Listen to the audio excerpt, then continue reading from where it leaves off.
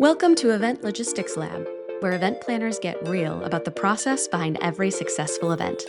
Hosted by Gregory Perrine, CEO and founder of Folio, this podcast gives you expert tips, stories, and hacks to make your event planning smoother and more efficient. We'll dive into everything from the latest food and beverage trends to the coolest event tech, sustainability tips to budgeting hacks, helping you get the job done with less stress and more fun. So grab a coffee, sit back, and let's get into it. How are you? Very good. Excited to have this conversation and share a bit more about your background and dig a little bit deeper on some logistics of event planning. So, Miss Colleen Ortiz, who are you? I guess it might depend on who you ask, but since you're asking me today, I definitely have some background. So I appreciate and thank you very much for having me and wanting to have the conversation and pick my brain about it. But I do come from probably 25 plus years of logistics and event planning. Started at the Rio, and then the bulk of my career was at MGM Grand, 20 plus years in food and beverage and catering, menu development, working very closely with the clients on their menu development, client journey, attendee experience, following trends, trying to keep up with, what's being presented every year and what culinary trends are happening and who wants to have the best social media photo ops Sure.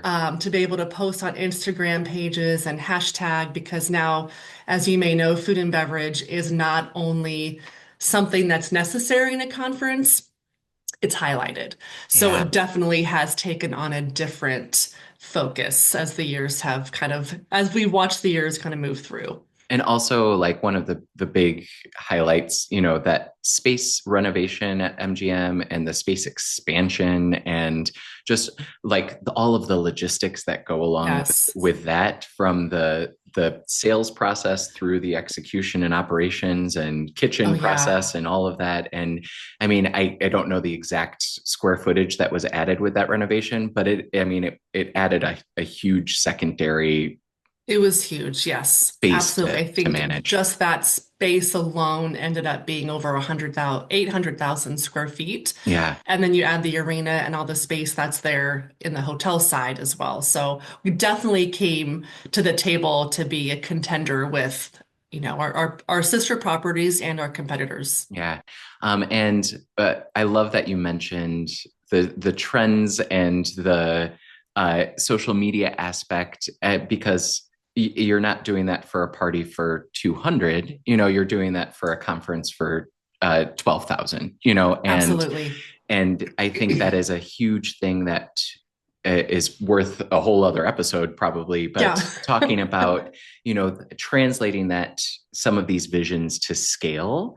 hmm And I think that still centers on some of what I want to pick your brain on today of, we live in this world where there is still kind of it's not so much Pinterest anymore. It's still inspiring, but there is a lot with AI coming on board of, hmm here are things that you can do, and here's what attendees want to experience, and here hmm you're watching from other conferences and events. Robots serve coffee, and AI empowered whatever it is, and these backsplashes of champagne being served through a wall, and Yes. um, it triggers these conversations of, how can we up level our conference and event. But there's trickle down from that, right? Yep. And everything, to your point, costs $1, like. Exactly. It does. It does cost a dollar. um, Couple. Yeah, and so with some of framing out our conversation today, you're coming with a wealth of property experience, but I also want to pay respect to your recent transition over into the planner side. So tell me a little bit about that before we get going. So Yes. So I recently joined Nth Degree Events as an account director. So helping to manage a couple of accounts, and the teams that are on there and the services, or as they call lines of business, that are contracted for that particular conference. So whether it's speaker management, expo management, if it is a full-on logistics with food and beverage, housing, meeting planning, transportation, VIP handling, all of that stuff is in the hands and in the lines of business for Nth. So I get to be on the other side and most recently on that sponsor side. So from a catering standpoint, at the venue level, we are hearing from the planners saying, we've sold this MPO. We need a coffee cart in this booth because they're a platinum sponsor. Yep. And we go out and we give them the opportunities. Now I'm on the creation side of that. How can we sell this MPO? What's going to be the most effective opportunity for the sponsors in the place that we're presenting the expo? What is going to be the best bang for our buck? Yeah. So has been awesome. It's been a learning experience. I really, really enjoy the strategy side of things Great. when it comes to that. So yeah, it's awesome. Yep. I know that world. I know a good sponsorship deck, and I know the engineering that needs to go in behind the scenes to create success out of that. And that is a great place to start this conversation because a sponsorship deck is really being put together pretty substantially in advance of the actual show date and most times in advance of food and beverage planning starting to happen as well. So we might be creating sponsorship information that is based on 2024 menus, and that those materials could be circulated through client-facing documents as early as, spring or January of the year prior to the actual show. And what we are noticing more so now than ever is that you can't really trust the published price, and you can kind of expect that those prices are going to change at every opportunity that a property has to increase menu prices across the board, right? So starting to explore this idea of food costs and how this is impacting both the planner side and the venue side. Like, talk to me a little bit about what you are doing in preparing some of these sponsorship materials to protect the integrity of the sale of the sponsor or the activation being sold, so that it doesn't turn into this like budget argument of, well, it was sold for this, it's actually costing this, and now what do? We aren't making the profit on the sponsorship that we thought we were going to. Right. I mean, I'm probably preaching to the choir, but getting involved in that conversation so early is so important. What the struggle can be is how many agencies might be involved with this particular conference and who's responsible for what. And having been in the driver's seat of pricing and been able to talk to executive chefs who can then get me pricing from our vendors, having a executive director or a lead catering person to let me know where we can flex in order to be able to price things from the venue side. At this moment, and I think others in the same seat may find their hands a little bit tied because we may not have access to pricing as early as we need. If it was just a single agency and I was able to get involved with a catering team at that particular venue early enough, it's asking all the right questions as far as how many times do you guys adjust your menus? Is it once a year, twice a year?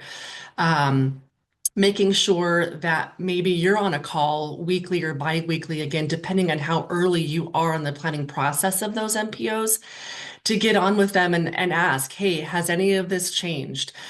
I would love to say that menu prices, they stay for 6 months. And of course, there's a disclaimer at the bottom of the menu that says prices are subject to change. But then being transparent and building that relationship with the hotel and with your catering person to be able to say, maybe not full transparency, but say, this is what I'm thinking about. This is the range in which I'd like to kind of come out with my budget. Do you anticipate an increase in the next 3 months with this information? We're all after the same thing. We're all in this business to make money. from all aspects, from agency side, from the client side. That's why there is an MPO. That's why there are sponsors. That's why they look for people to pick up part of an afternoon break. And then at the same time, you're struggling to also make sure that your budget gets the biggest bang for its buck and that your revenue and your profit margins are such that you can actually come back and do another conference. I Yeah. mean, the idea is to keep this going. So full transparency, constant communication, ask the question. There's a lot of times I've been in conversation where we've circled around the topic. Mhm. Just say, hey, how long can I plan on or expect this pricing to look like it does in text? Yep. All really great insights. Kind of parroting that back a little bit to you is the start the communication as early as you can, involve as many parties as you can, and have that transparency with your vendor Mhm. team so that if they are able to tell you that there could be some increases coming down the line, that you can adjust earlier versus later. You know, the Right. proactivity piece of this is a huge piece of that, right? And you touched on something that I would love to explore as well, which is the historical uh, timeline of an event, right? Mhm. So last year's event, let's go pre-pandemic. Last year's event was much closer to a picture of what we could expect for this year's event pre-pandemic. Mhm. Post-pandemic, it seems like we can uh, add 20% to the top of everything, but that 20% is a shot in the dark because a disaster could happen, something could happen, and all of a sudden, all of those clauses that are in the menu that said Mhm. we can increase these prices to X amount are all activated. Or you're Right. getting 2025 menu pricing and a water cooler has jumped from $100 to $250, right? And that's Right. an extra $150,000 on your program, right? So Right. we can't trust the history as much as we once were. So tell me a little bit about what comes to mind of helping to navigate that conversation, both internally as you are managing a budget from a planner perspective, and then also with some of the stakeholders that you're discussing budget with. Well, I mean, with that point, I feel that you might have to approach each conference as a new conference then. Sure. You know, if you can't judge or anticipate that repeat event, to take the folio or the specs or whatever it was that you created and copy them into 25, 26, and say, I'll add a couple bucks here or there, and then I'll be able to just rinse and repeat Yeah. because of what we're experiencing with national, disasters. Companies procuring, excuse me, additional vendors because there's a whole other conversation on cost outside of that, where you're kept inside this, who can I go to, who can I can't go to. Your hands are tied, like I said, and you don't have the flexibility that you used to be able to choose who you go to make that better choice. But to your point, historically, um, like I said, you have to come out early in that when the contract is signed and find out where do we go from here? If it was at a hotel that you were at before, here's what we did do. Let's take a look at it. Um, Also include the stakeholders where the planner's concerned. What about this conference from a revenue standpoint? Where didn't we hit the mark, right? Yep. There needs to be an internal, as a planner, there's an internal conversation with your stakeholders, and then there's a conversation with the venue. It's a tough spot to be in, but you need to be able to bring to the table and say, here's where we need to be more cost effective, or here's where we need because there's flexibility there. You know, everyone knows we're in the negotiation business, right? It's sales all over the place. But again, trying to bring it back to your point. Yes, historical data is important. Surveys are important. Where do we come in at last year is important, but you have to take that as a guide to your new conversation in the new year for that new program, whether it's a repeat at the same city or not, just because, again, to your point, the continuous change. Yep.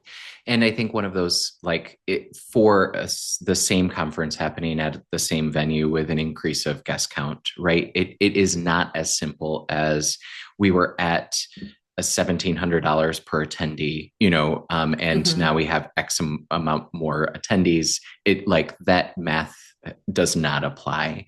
Right. And as we get into some of the stakeholders, dependent on the savviness of the organization you're working with, like that is logical to a finance person, but that's not how events work, like Yes. And so it is explaining a little bit of that. And to your point, like that partnership you have with from the planner side to the venue side, or the agency side to the stakeholder side, that education piece is a common theme that continues to come up in these conversations that I'm having with people, but it's being equipped with the right information. So what are some good topics that planners can have a conversation with their catering service manager or even their CSM on how to approach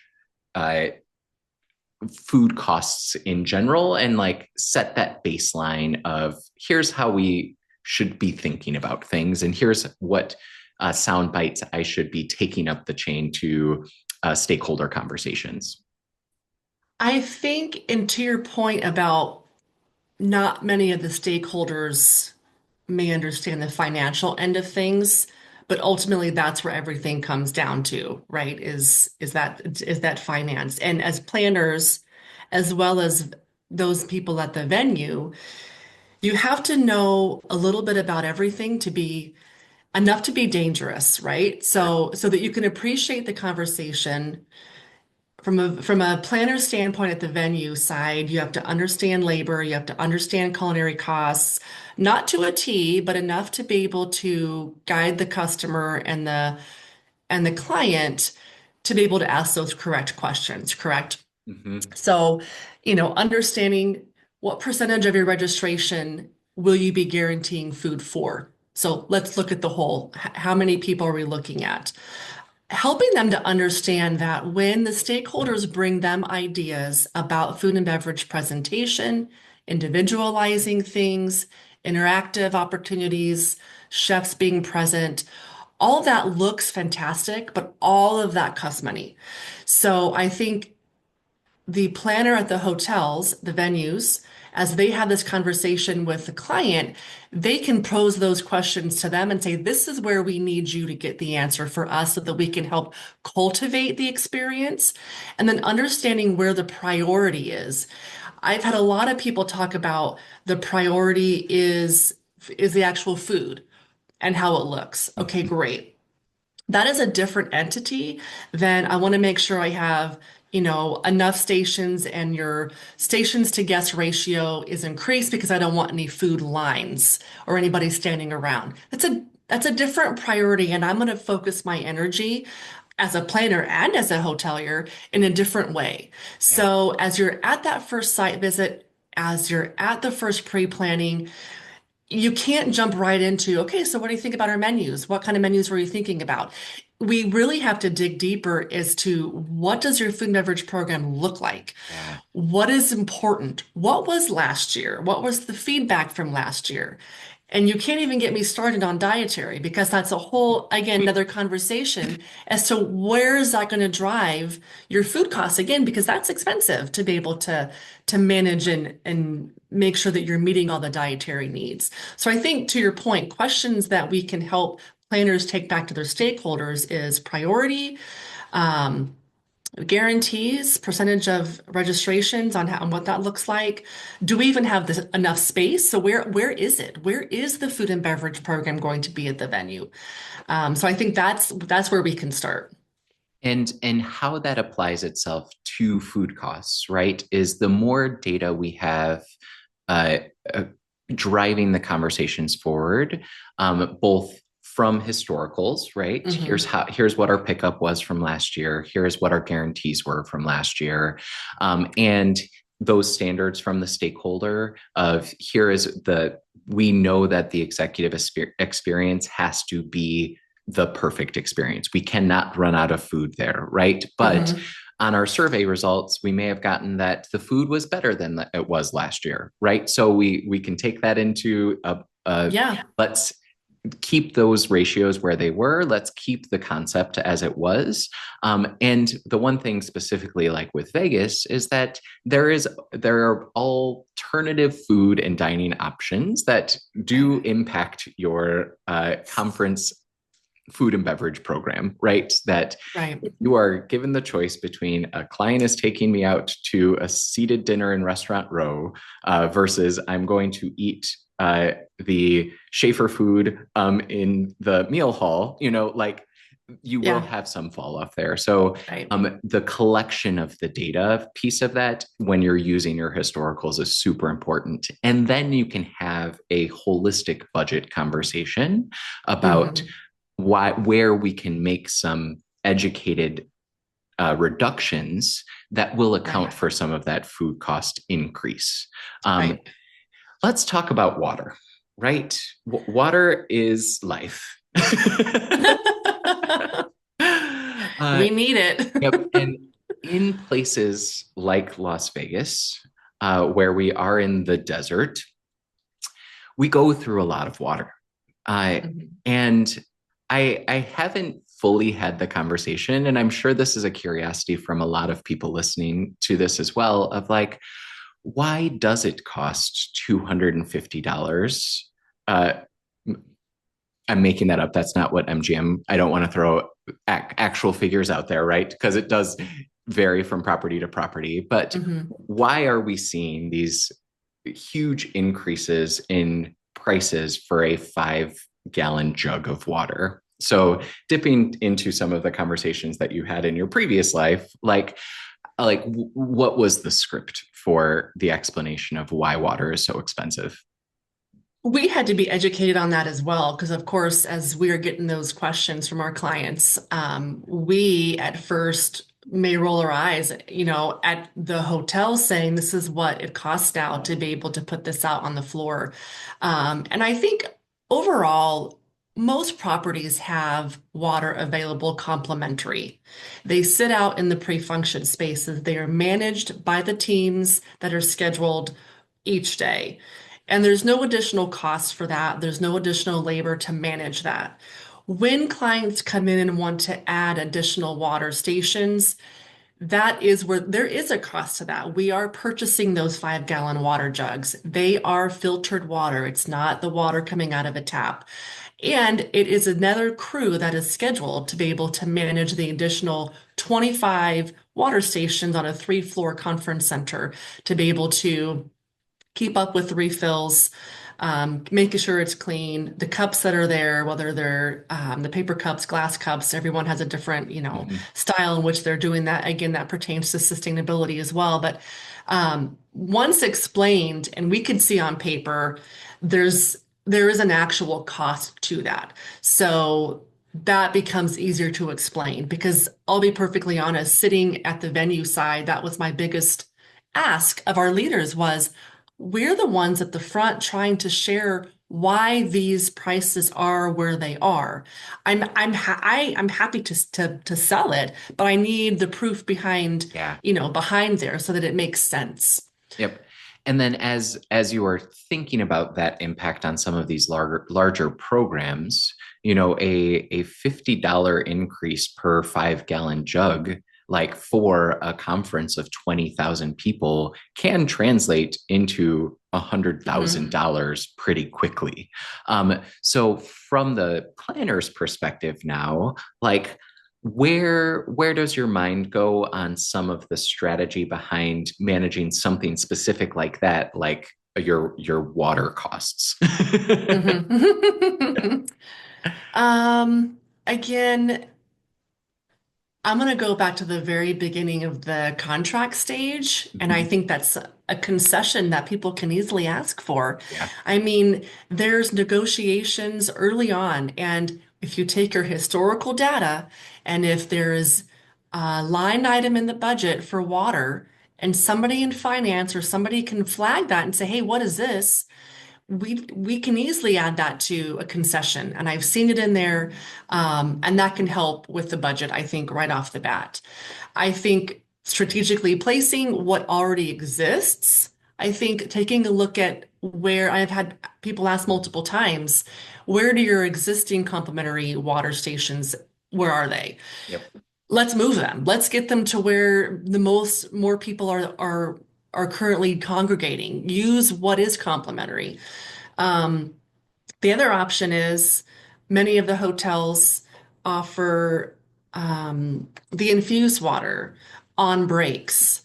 People, again, being strategic about just not having them out and about. If they're in a pre-function space and you have people in a breakout, how likely are they to step out into a pre-function space and fill up a thing of water? Not likely. I've seen it.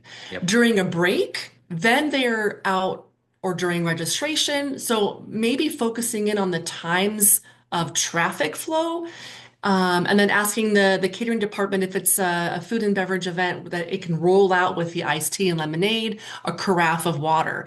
Then, it's not something that's going to be out all day. It's already managed by the coffee break service staff that is already there. So, and again, that's having the conversation again with your hotelier on being strategic about that and say, look, we spent way too much money on water last year. Help me pare this down. I love all of those very precise takeaways. And I hope people really take heed to that of working smarter, not harder, was the broad stroke of what you just said and relying on you're coming with a wealth of experience. You've seen it all in action. Like it is that conversation that the food and beverage lead or the key planner is having with you to say like, what do I do? Like how can I manage this cost center in my budget? Mm-hmm. And leveraging some of your feedback from what you have seen work, knowing what again, operating from the venue side, Right. into the strategies that are then explored with the stakeholders for approval. And it doesn't take all of those things to happen, but each one of those decisions is going to have an impact where you can expect those 5-gallon jugs to go down, great. I think another topic like that is boxed lunches, right?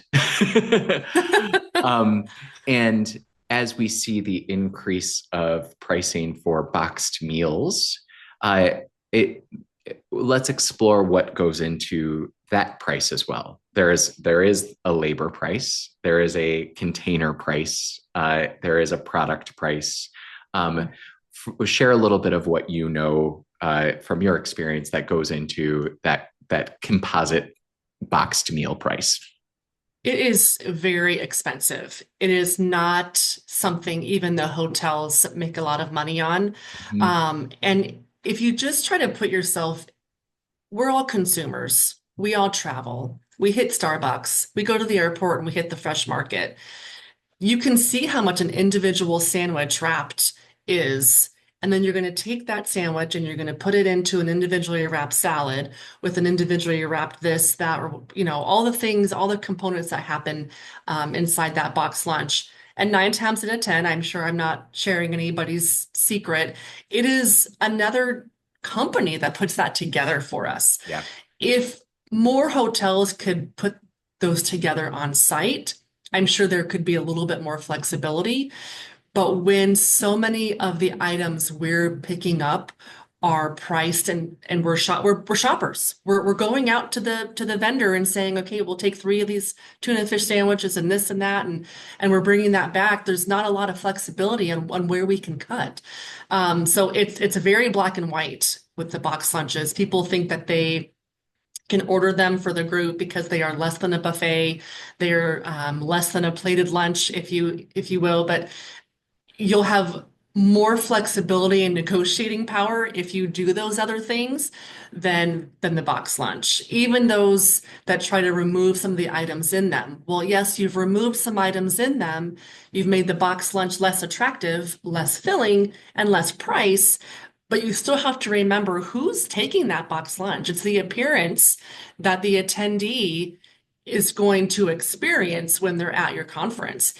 And that will come a little bit onto client, but it will also, they'll look at the hotel and say, this is all they gave us. Yeah. So again, it's that audience. And how do we ride that line so delicately to make sure that we're answering the questions to everybody, the experience, the budget, and food and beverage costs?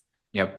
Love that you mentioned that. Yes, it is typically a third party. So back to your point of everyone is in this to make a dollar. You know, we aren't nonprofit organizations servicing conferences. It is those vendors that are setting those prices as well, and your venue property is incurring those prices, and then they need to also treat it for the labor piece of it. And to your point, like all of those profit dollars get sucked up pretty quickly from Yeah. the different areas and the different hands that it has to pass through. On the flip side of that, and I will be honest that I was an anti-deconstructed box lunch person for a very long time. But the more that I got to learn about what that actually means, the more it started to make sense. So for a lot of properties, if you put half sandwiches on a platter, unwrapped, it is a produced by kitchen item. If you put sandwiches in wrappers on platters, that might be a third party. Would you say that's fair? Yes. Yeah. I would say that's fair. They have the ability to do that. Yep. Yep. So if we take the components of that box lunch, unwrapped half sandwiches and bulk salads, or even, fruit cups or something like that, you all of a sudden are creating that buffet experience where, to your point, you have more control over some of the give and take of the amount that you need to confirm. It's not everyone is getting a piece of fruit because it has to go into a box. It is we can do dozens of bananas and apples, and all of a sudden we are managing that buffet cost way lower than we would a box lunch cost as well. Yes. Any other strategies come to mind kind of on that same topic?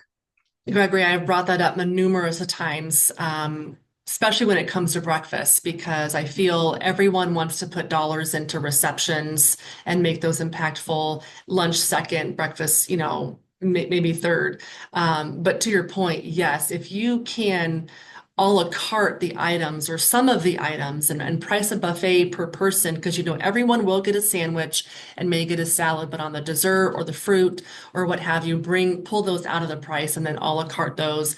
You're not having to guarantee the entire gamut of what's on that table for every single person when not every single person's going to grab something from that buffet. So yes, that is a strategy I have used multiple times, even on the receptions, trying to go heavier on hors d'oeuvres versus the stations, or ordering. This used to be way back in the day, early, late 80s, early 90s, where you could order your prime rib by the carving piece of meat versus the whole station as a per person. So we've repriced things that way to say, well, let's just order, 6 pieces of prime rib or what have you. So yeah, that's definitely a good strategy. Kind of coming back to where we started this conversation with the sponsorship side piece of this. Let's explore using the published menu as a guide to inform customization conversations, right? So one thing that we've explored in the past is it might be a reception station over here, but there is a protein listed in here that could be applicable as a standalone protein enhancement on a lunch buffet item. Generally speaking, we've had good response from working with the catering managers and the culinary team to make those connections within the menu versus having a net new menu request, which adds time to the process of the culinary team reviewing it, pricing it out. It's now a custom price, which kind of comes with this was a chore, so I'm just going to add $10 to it, Have you deployed similar strategies? So thinking through the sponsorship angle of this, if they're looking for that wow factor and you find Mochi donuts over here published as a break item, but you want to enhance that into an activation for a sponsorship booth, are you approaching menus that way at all? I will be honest, I have not yet when Okay. it comes to, yeah, I think I'm fresh enough that that has not come across my opportunity to think about the strategy of that. But I would absolutely, I mean, I would kick that into gear and activate the thought process in that. Drawing some of the parallels then from your kind of venue side, if I were to come to you and say, there's pulled cilantro chicken on your taco bar, I would like to convert that into kind of a build your own Mexican bar. You have a Latin inspired lunch buffet over here that's priced at $62 a person, but I want to add one more protein in here. Can we add this chicken from the tacos over here? Do you feel like that conversation is easier to have with a culinary team, or does it not matter? Yes, I think it does. I Okay. think it's easier. Obviously, marrying or beefing up a particular lunch buffet or a printed menu with what is already something that has been procured is absolutely, something is a conversation that planners should absolutely have. And again, that's them knowing the menu, really taking a full look at it. Your catering partner also needs to know the full menu. A lot of times we get in here and the new more green or taking orders versus, to your point, strategically looking at what food is on here, what Yeah. proteins are on here, what can we, like you said, rob from Peter to pay Paul or, whatever. Yep. And some of those plus plus strategies, right? Of like back to your point of partnering and kind of some of the negotiating power you have. Like if it is a soup that's listed, first the planner needs to know like this Mhm. is not a broth based soup from a plated menu that's going to be beautifully designed in the center of the plate and the soup comes table side, right? And I can't necessarily ask for that soup to be then added to my lunch buffet. But using some of the synthesis and knowledge that the planner should have going into planning food and Yep. beverage. If it is a butternut squash bisque over here and it's not listed in your lunch soup options over here, but you want to add that hot option to your build your Yes. own sandwich bar, like that is a very valid ask that is making Yes. it easier on everyone and also is going to be met with, okay, we can charge the same soup price. Yes. That we would charge because it is one for one. So Yep, yeah, absolutely. I think some of those tactics is where we've explored a lot of like we're not asking our culinary team to reinvent anything or invent Hmm. anything net new. We're asking them to do what they already kind Hmm. of have a recipe developed for and a cost associated with to apply it in a slightly different way. And what does that Correct. look like? Yep, absolutely. Cool. Definitely have done that multiple times. I will say a little insight on that, and it kind of is another question that you had as far as maybe controlling costs from a venue side.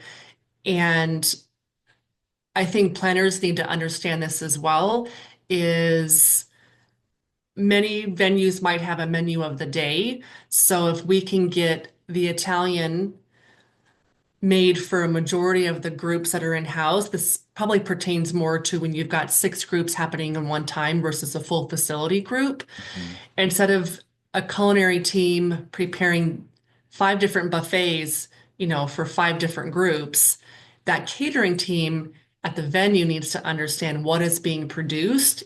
If their menus are coming in late, maybe somebody else's group was early with their specs. Let's menu share. If the venue team can offer that to the client, even at a reduced rate to say, hey, we've got a menu of the day. I know we're struggling to find dollars. If we can do this Italian buffet, I can give you this much discount, and then we can apply those to, your welcome reception or what have you. I think that plays into factor to your point that if we're menu pairing from the same menu and kind of customizing a little bit or adding a protein, adding an awesome vegetarian entree that might be on a full dinner buffet. That goes without saying that that's also as the same drive-in to be able to let's get all the food produced in this facility as similarly as possible. Yeah. And I think that is a kind of misconception of the culinary kitchen at MGM Grand is big, but it is not humongous, like, Right. and the amount of food that is being prepped and transferred and uh, procured and processed and all of those Hmm. P words, right? Like, are like it's a well-oiled machine. So when a net new request comes through, sure, it might be listed on the item, but to your point, if you're making that ask in that post cutoff zone of your specs were already due, like it's not just coming back from your venue that it's not possible. You're activating a whole separate team. You're activating a new Yes. purchasing order. Like the labor that comes into that, and it's all in conflict of the plan already in place and the Hmm. wheels already in motion, right? So Right. back to your tip there was have that conversation with your catering manager to say like, Right. what's the easiest way to approach this net new ask, especially if you're Right. past the point of no return. Like, we can much easier increase Hmm. quantities on things already in production versus add net new things, Absolutely. right? Right. And something I learned later in my career, but was so helpful, and it goes back to that knowing just enough to be dangerous, is when something like that is being asked, whether it's late, whether it's an item to a reception, the culinary team across the board, there is a minimum purchase requirement with many vendors. So if this 50-person reception would like to add a carving station of turkey, the culinary team has to purchase 12 turkeys from this vendor to even make to even make the order Sure. when he only needs two. So now what's sitting here is this extra turkey that we hope we can send or that we hope we can sell. Otherwise, it's sitting here. We've purchased it, but we're not ever going to reap the revenue back on that, or even, come even. So something else to consider, the question a planner can ask a venue if they haven't brought it to them is, hey, what do you have on the shelf? What can I help you get out onto the buffet? Are there hors d'oeuvres? You probably have had this. You had a great hors d'oeuvre. You ordered what you thought you needed based on registration and what your typical historical guarantees were. And all of a sudden, this year was unlike any other, and you ran through the food. Having that conversation with your venue prior to say, okay, if we run out of food, what's my opportunity? How much time do I have to tell you what if I need to add? And what do you have available? Yeah. So again, that's another, again, budget conversation that you could have. What do you have in the kitchen? What can I help you get rid of that you can maybe mark down for me? Again, those are all conversations as you build relationships with your venue and with your planner by asking those initial questions about priority, what's important, where your budget lies, what are we looking at serving, that is helpful and will help both parties, have a win-win. Yeah. And to kind of bring this, wrapping it up and bringing our conversation to a close, like what I've taken away from this conversation is food costs are rising. We know that. We know that 2025 menus are going to be higher than 2024 menus. There are still a wealth of strategies, tactics, conversations that you can have to manage to a budget figure. Now, there needs to be compromise on both sides and all sides in order for us to make it successful for everyone. But it is still somewhat possible. So if I'm coming into this program with a flat figure of what my food and beverage budget is, the earlier I start that conversation with my venue, the earlier I start to have these strategic conversations with my stakeholders to say, these are what can't give, this is what can Mhm. give. The better the solutions being brought to the table can be. Mhm. Are there any other takeaways that you would like to end cap this conversation with along those lines of managing to a budget? The other takeaway I would have to say, and I speak to this because I have built so many relationships with planners, um, is to be honest, both sides. You know, the planner coming to the venue to say, look, here's where I'm at, or I'm in a jam. How can you help me? And then from the venue side, just to your point, here's where I can be flexible, here's where I can't from the very beginning. And you have to do that quick. You know, Yep. the contract turns over, get on the conversation. When can you come out? Let's taste things that are important. Let's taste things that, we have some flexibility in maneuvering. Um, I, I can't speak highly enough of relationship building because at only that point will you be able to build trust and true partnership between the two of you. You have two different people on behind you pushing for an end goal that the end user, that the actual conference attendee will experience this amazing event. Only at that point will you have a true win-win, I feel, between the planner, client, and the venue.